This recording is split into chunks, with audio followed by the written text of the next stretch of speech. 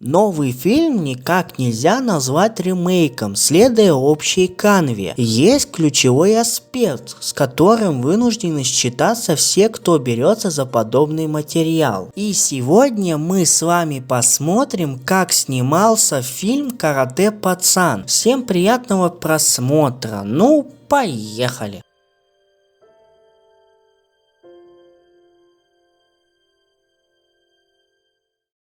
Съемки начались примерно в июле 2009 года и закончились 16 октября. За все время создания фильма у него несколько раз менялось название. Сначала «Парень-каратист», потом «Парень-кунфутист», но в конце концов было решено, что фильм выйдет под обоими названиями. В Азии «Парень-кунфутист», а в большинстве остальных стран «Парень-каратист». Такое противоречие вызвало тем, что на самом деле в фильме используется искусство кунг-фу, а не карате.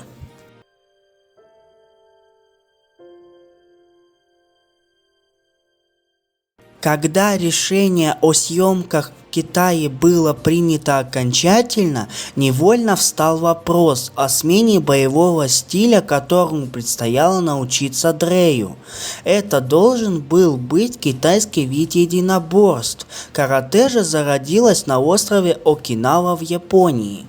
Одним словом, каратэ пацану предстояло изучить кунг-фу, и в фильме Дрэй изучает стиль ушу, вид активного спортивного кунг-фу, который практикуется в Китае.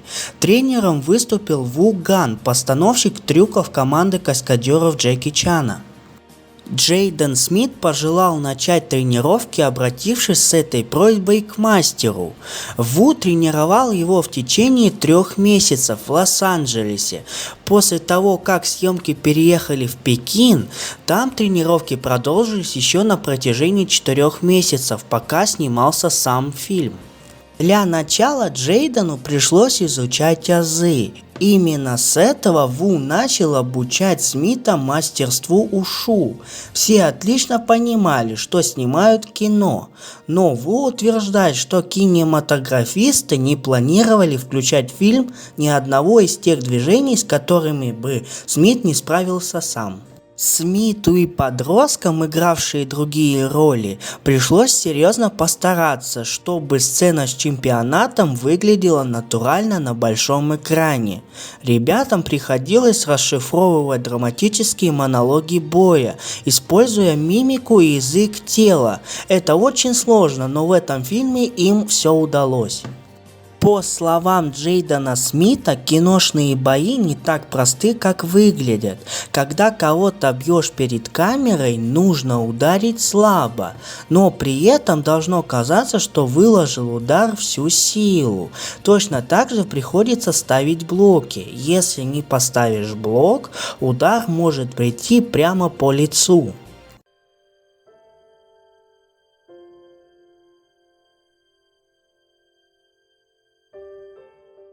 Решение перенести все съемки в Китай далось нелегко. Многие съемочные площадки были труднодоступны, поэтому продюсеры обратились за помощью к China Films Group, наиболее крупной и влиятельной государственной киностудии Китая. Для Джеки Чана фильм стал шансом побывать на родине и своеобразным осуществлением мечты. Фильм даст возможность зрительской аудитории узнать побольше как о китайской культуре, так и о традиционных боевых искусствах. Это замечательная реклама. Штаб-квартирой съемок в Китае стал офис пекинской студии Beijing Film Studios.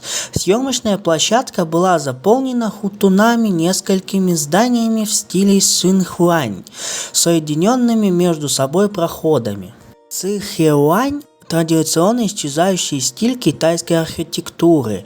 Каждая постройка включает прямоугольный дворик, окруженный одноэтажными крылатыми черепицей домами, обычно от 1 до 6 метров в ширину. На съемочной площадке было также возведено 7-этажное полное здание, в котором жил Дрэй, квартира в Беверли-Хиллз. Была построена декорация дома и гаража, где жил мистер Хан, и крыша, где мистер Хан и Дрей начинают свои тренировки. Еще одной локацией стала улица перед Пекинским лесным университетом. Она копировала улицу Детройта, на котором впервые появляется Дрей и его мама. Одна из самых красочных сцен фильма снималась в престижной пекинской школе шаолинского ушу. В этой сцене 400 обучающихся, одетые в традиционные красные одеяния, выходят на утреннюю разминку. Школа была основана в 1991 году. Ее ключевое направление – обучение философии ушу. Съемки у ворот Тяньаньмэнь и в самом запретном городе стали для съемочной группы и актеров одновременно захватывающим и пугающим. Лишь немногие кинематографисты получали разрешение на съемки в этом месте. Каратэ-пацан стал первым за последние 20 лет. Съемки велись у храма Золотого Будды, самой высокой постройки запретного города. Это священный храм, находящийся в самой высокой точке Пекина. Отсюда открывается круговая панорама всего города. Еще одной сложностью для съемочной группы стали съемки на Великой Китайской стене. Мистер Хан проводит Дрея на Великую Китайскую стену для тренировки. Машины на стену не пропускали, и съемочная группа была вынуждена тащить на себе довольно тяжелое оборудование. В одной из самых захватывающих сцен фильма мистер Хан и Дрей совершают поход на гору Удан, чтобы мальчик понял, где зародилась кунг-фу. Только когда они добираются до вершины, Дрей получает разрешение напиться из колодца кунг-фу. На 4 дня съемки перенеслись к расположенному в центре Китая горному массиву. Съемочной группе и актерам пришлось сначала поднимать оборудование, а затем продолжать подъем по крутой каменной лестнице, чтобы добраться до вершины горы, где находится сам храм. По словам Цварта, все отлично понимали, с какими сложностями придется столкнуться по пути к съемочной площадке, и несмотря на сложности, Уилл Смит уверен, что включение в фильм эпизода на горе Удан было совершено необходимо. В горах снимались некоторые сцены, важные для демонстрации прогресса в воспитании Дрея. Например, Дрей зачарованно смотрит на заклинательницу змей, которая подчиняет своей воле кобру.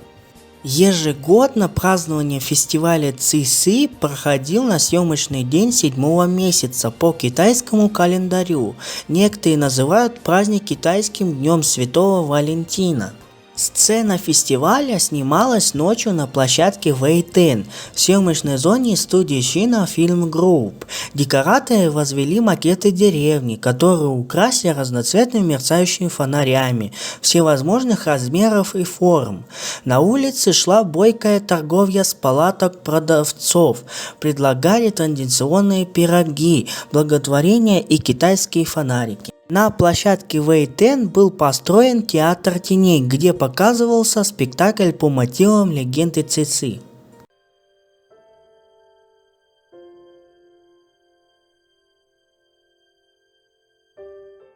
Все тренировки мистера Хана и Дрея ведут к логическому финалу, ключевому поединку между Дреем и его китайским антагонистом Ченом. Интерьером для сцены крупного чемпионата прослужила спортивная арена Вэйтай в Пекине. На время она превратилась в обширный общественный центр. Чтобы дать Джейдену Смиту и его сверстникам как можно больше времени на тренировки, сцена была перенесена на последние дни съемочного периода и занималась в графике 8 дней. Хореографический финальный поединок занималась команда каскадеров Джеки Чана. Они гармонично чередовали кинематографические приемы с классической хореографией боевого искусства. Кроме того, команда каскадеров занималась отбором нескольких сотен ребят для ключевых сцен. Кастинг проводился среди тысячи обучавшихся в самых разных китайских школах ушу. Для массовки было отобрано более 800 статистов. В течение нескольких дней они создавали напряженную атмосферу чемпионата. Около десятки статистов были отобраны для записи рекламных роликов, демонстрировавшихся в фильме, плакатов, развешанных по стенам.